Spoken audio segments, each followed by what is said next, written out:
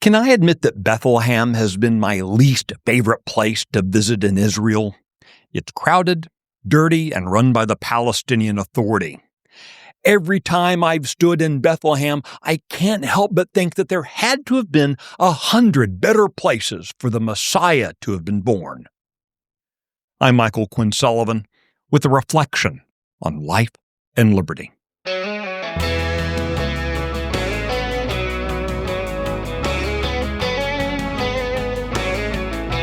As a father, I can't help but believe Joseph had similar feelings that night so long ago in Bethlehem, despite the angelic assurances he'd received months earlier. His pregnant young bride was ready to pop, as my own wife's OB-GYN so delicately described the last days of pregnancy.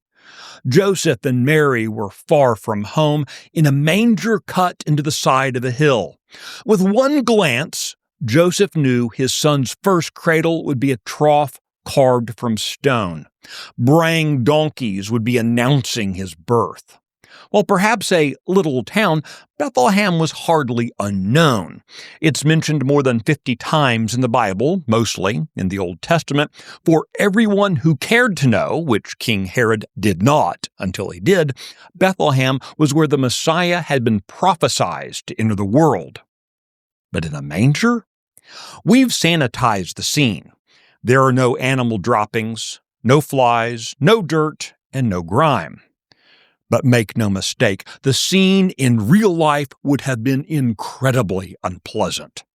At Christmas, we focus on an idyllic young mother and a smiling baby. Those images morph to the wise men bringing them gifts. We often stop reading just before the jealous king orders the murder of all the baby boys in town. At Christmas, we like to keep Jesus as the sweet babe in swaddling clothes, not the innocent man horribly murdered on a cross for our sin. I think we sanitize his arrival to feel better about ourselves.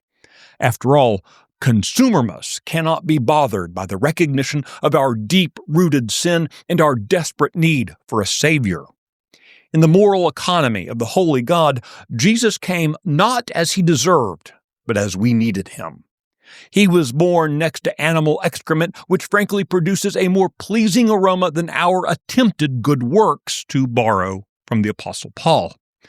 For God and sinners to be reconciled, Jesus had to live sinlessly through the worst human experiences so he could be the perfect sacrifice.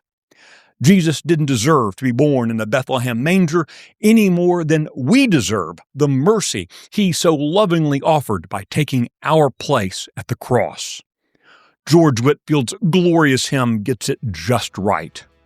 Hail the heaven-born Prince of Peace. Hail the Son of Righteousness.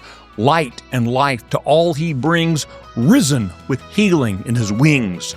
Mild he lays his glory by, born that we no more may die, born to raise us from the earth, born to give us second birth.